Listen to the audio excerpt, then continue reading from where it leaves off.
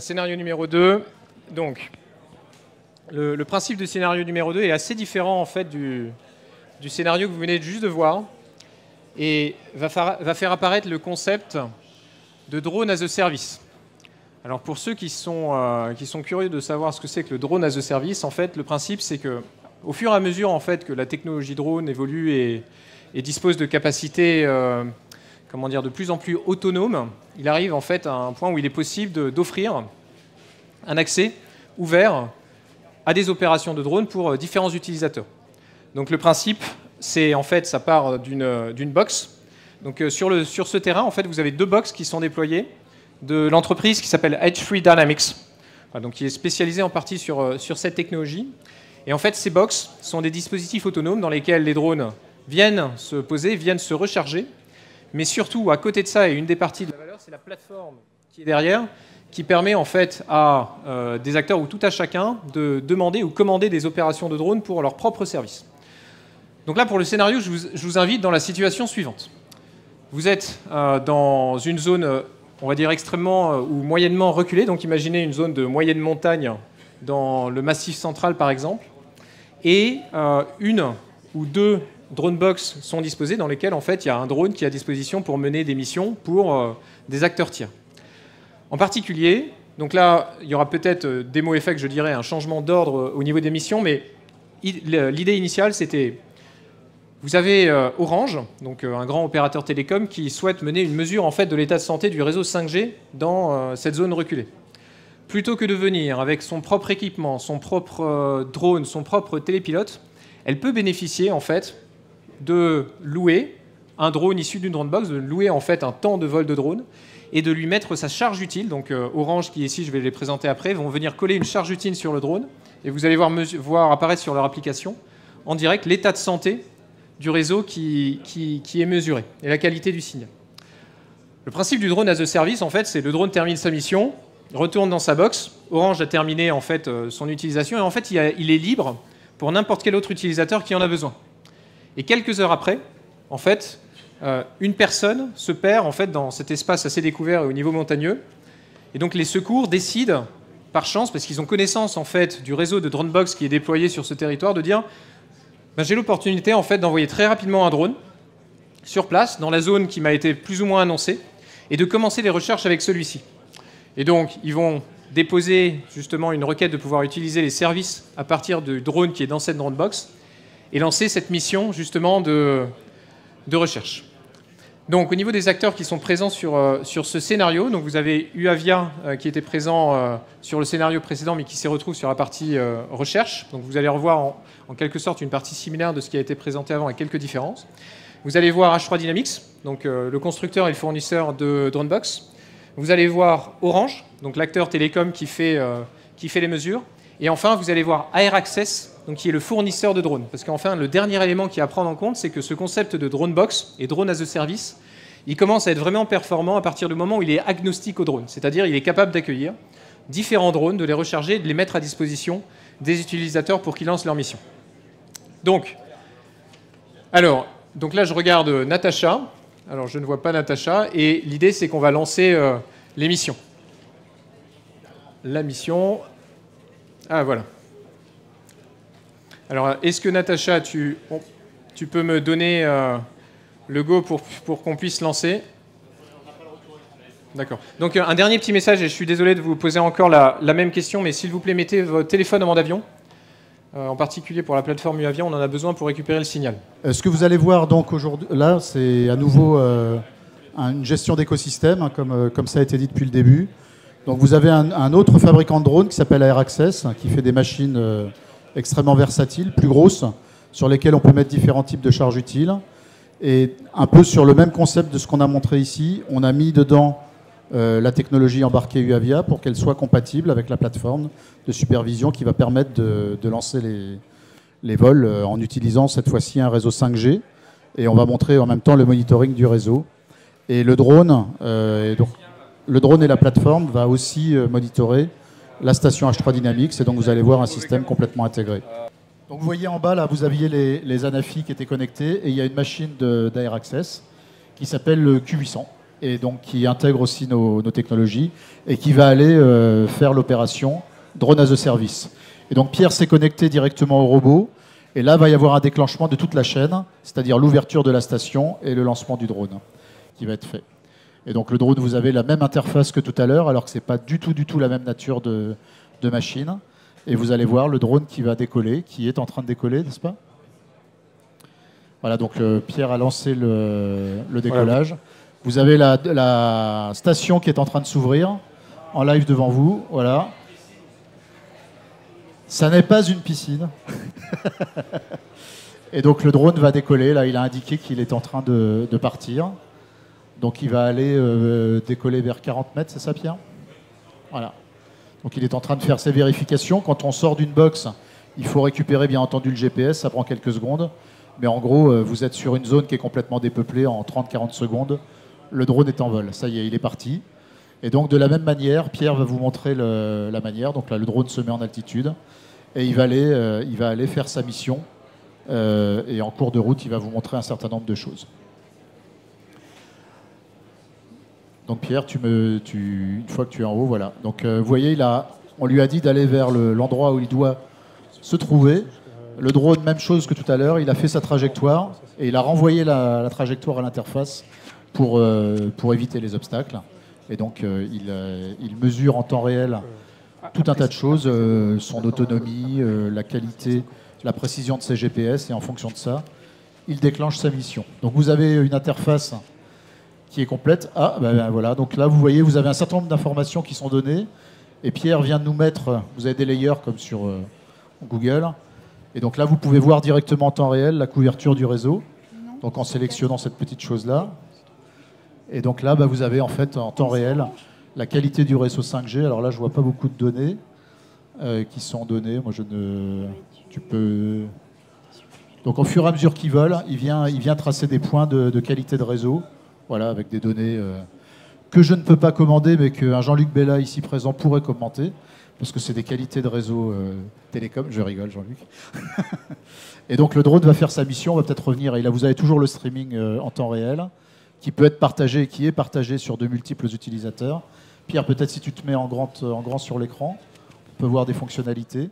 Donc là, c'est une grosse machine. On est sur une machine qui fait quel poids à peu près, Pierre? 8 kg, voilà, donc c'est pas du tout le même volume. Et donc ça permet, c'est des machines sur lesquelles on peut embarquer des gros capteurs thermiques ou photo-vidéo avec une bonne qualité. Tu es revenu en petite... Et donc là, qu'est-ce qu'on va aller voir sur place?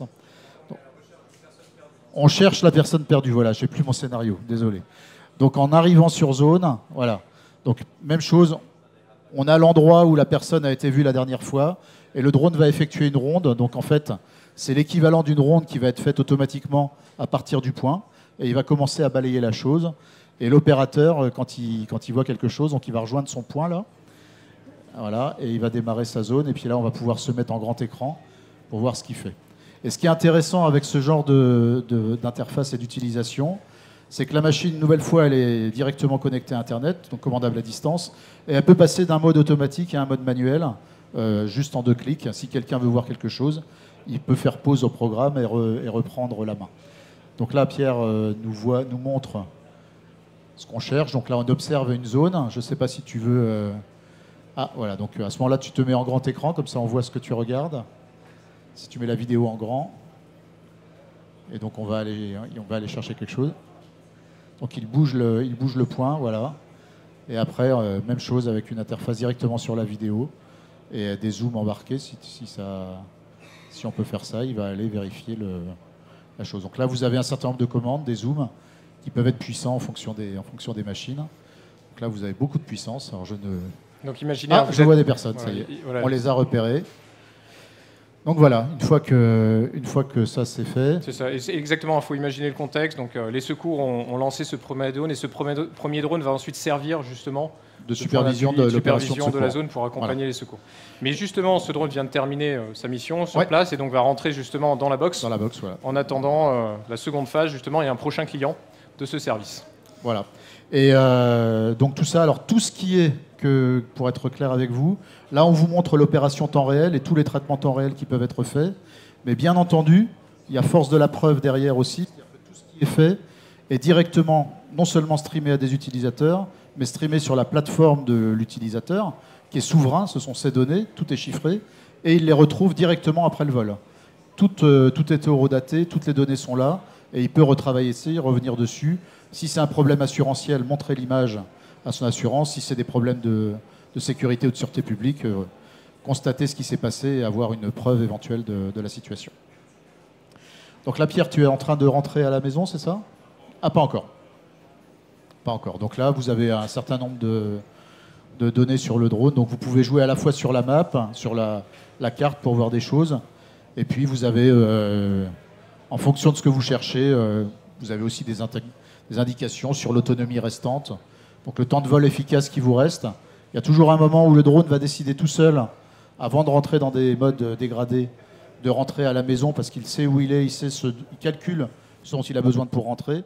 Et il va calculer ça pour pouvoir rentrer de manière sécurisée. C'est-à-dire toujours en évitant les obstacles et en faisant ses calculs de trajectoire. Voilà, donc ça c'est une nouvelle intégration avec nos partenaires d'Air Access qu'on annonce en fait aujourd'hui dans le cadre de Systématique. C'est la première fois que... Pardon? Ah, il y a quelqu'un qui se relève, donc il y a un blessé. Et encore un qui a un t-shirt UAVIA, c'est incroyable. Je ne sais pas ce que fait mon équipe aujourd'hui, à déclencher des incendies ou à se blesser. Voilà, donc donc, chose intéressante, donc, dans le cadre de cette démo, juste pour ce passage, si vous souhaitez, en attendant cette phase de transition, allez voir le drone rentrer dans la box, n'hésitez pas à sortir, ouais. Et ensuite vous pouvez revenir pour la partie d'Orange.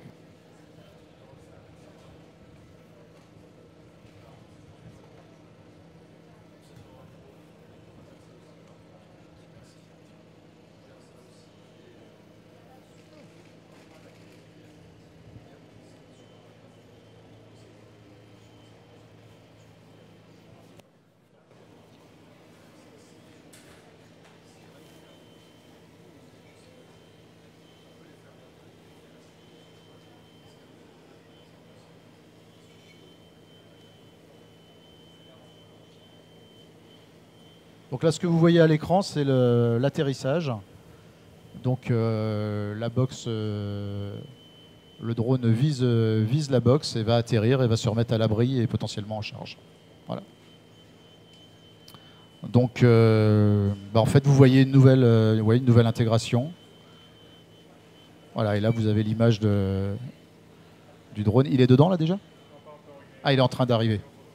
Ah, il se positionne, effectivement, oui, on le voit mieux, là. Et il est en train d'atterrir sur la plateforme.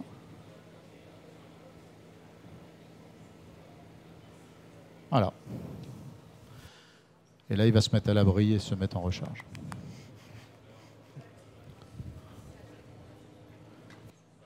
Voilà, et donc ça, le vol que vous venez de voir, d'ailleurs les deux quasiment publiquement, c'est les premières présentations publiques des intégrations entre Parrot et UAVIA et entre Air Access et UAVIA. Voilà. Formidable. Merci beaucoup, Pierre. Donc c'était la première partie de la deuxième démo. Hein. Donc j'invite à ceux qui sont dehors de revenir à l'intérieur, justement pour voir la suite et voir cette fois-ci, donc justement la partie Orange et leur application dédiée justement à la mesure des réseaux. Vous avez compris, en fait, là le drone vient de se reposer dans la box et donc il y a il y a un nouveau client justement qui souhaite l'utiliser, qui est Orange, donc le temps qu'on arrive à refaire fonctionner l'écran. Et donc sur cet aspect-là, justement, la charge utile n'est pas la même. Donc ça veut dire qu'il faut réussir à venir et à mettre en place cette charge utile, mais d'un point de vue en fait équipement à mettre en place, c'est beaucoup plus facile en fait que de faire venir un drone, un télépilote et le faire voler.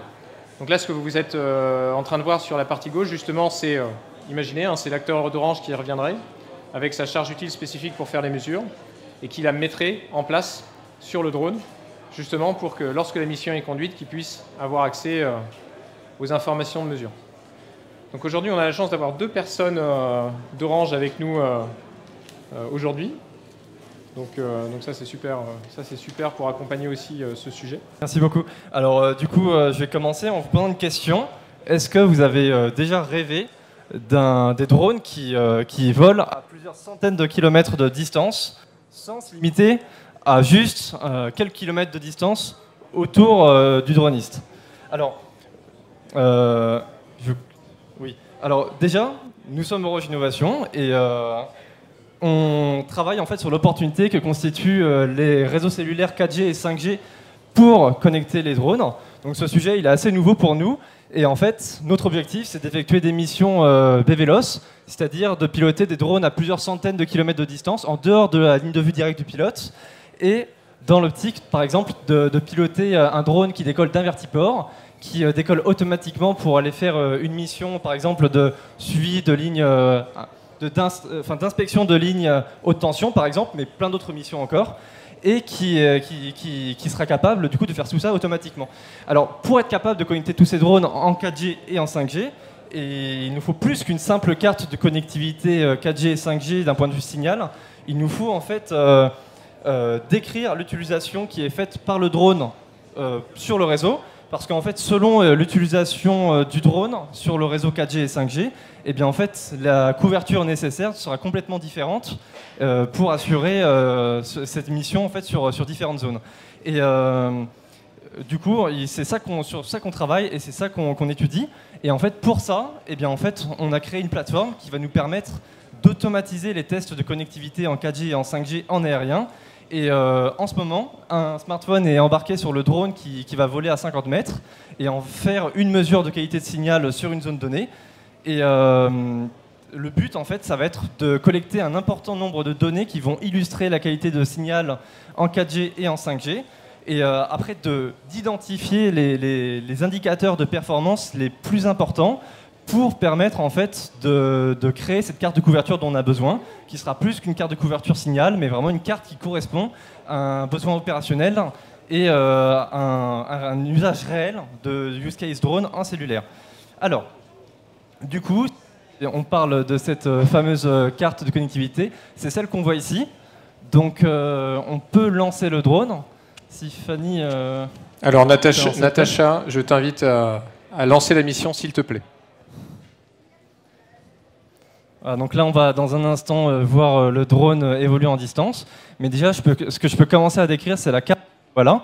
Donc on a une carte avec la position du drone qui est affichée au milieu et à droite des KPI qui illustrent le niveau de signal actuel du drone. Donc on va voir le débit actuel, le niveau de signal en dBm, la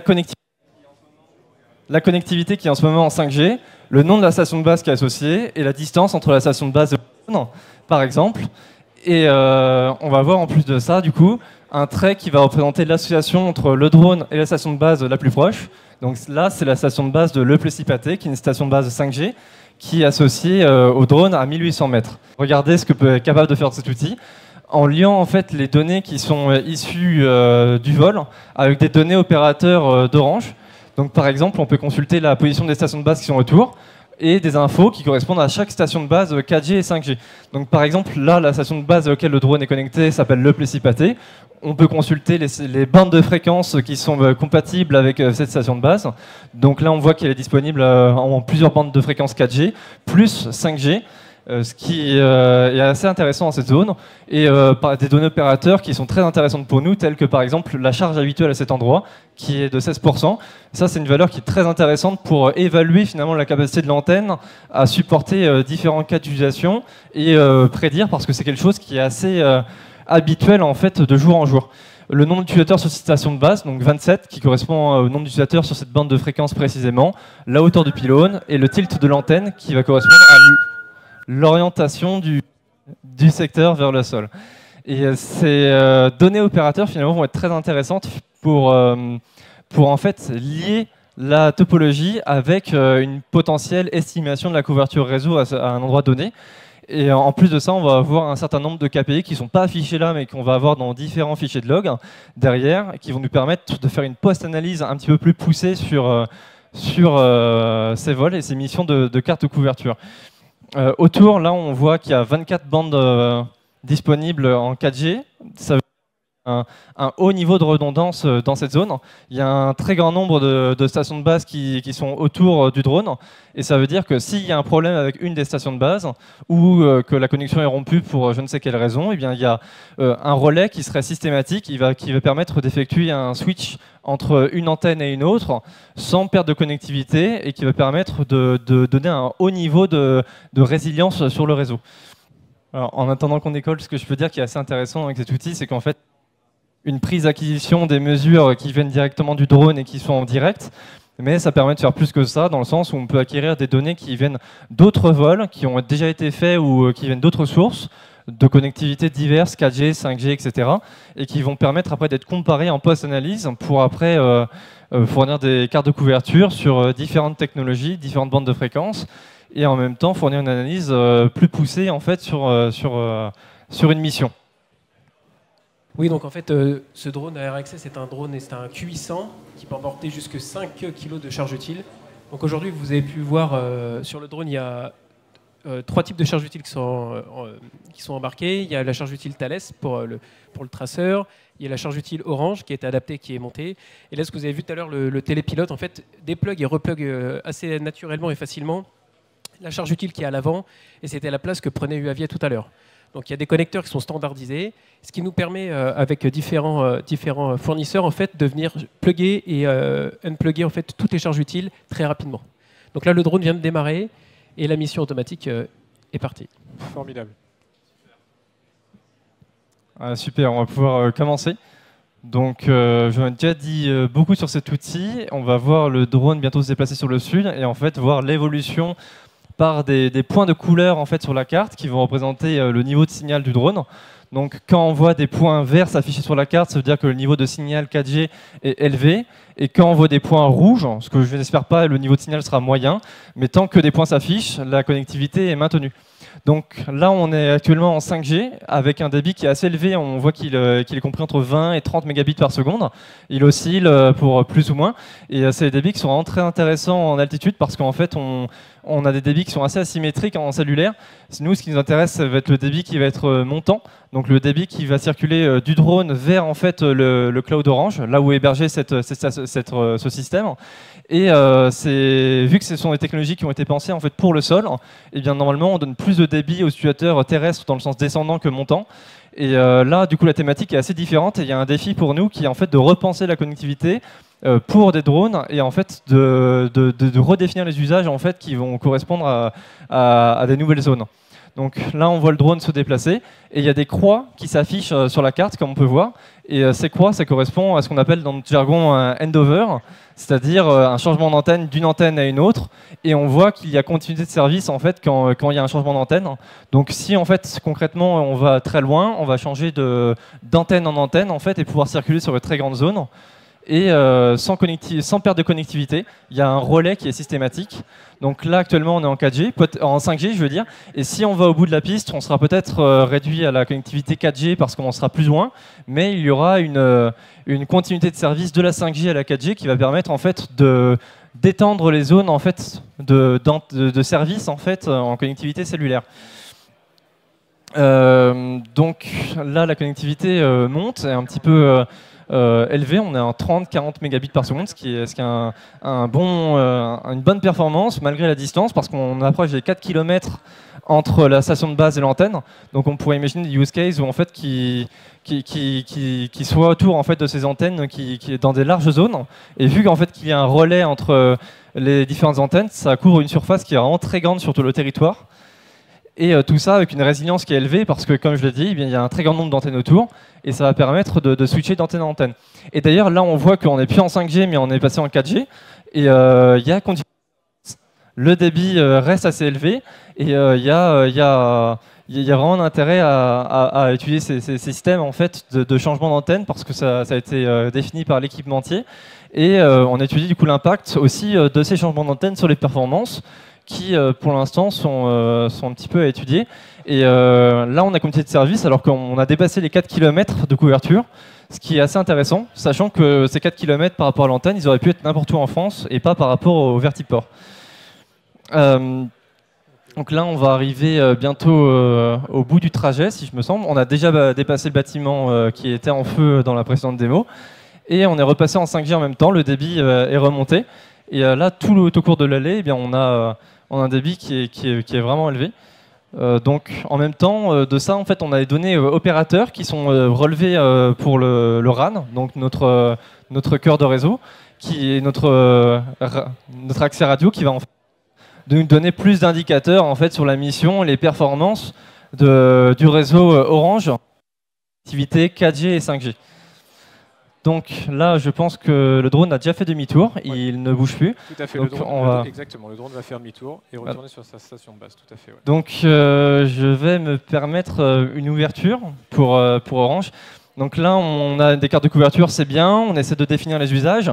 Alors maintenant, qu'est-ce que c'est le futur? Pour nous, le futur, c'est d'avoir des algorithmes d'IA qui vont faire du big data en fait, sur toutes ces données pour essayer de prédire la qualité de service en fait, sur des différentes zones pour en fait, assurer des trajets avec une qualité de service à l'avance et planifier les trajets pour le drone en direct et minimiser les risques comme ça. Donc, c'est une opportunité importante pour l'écosystème, bien sûr.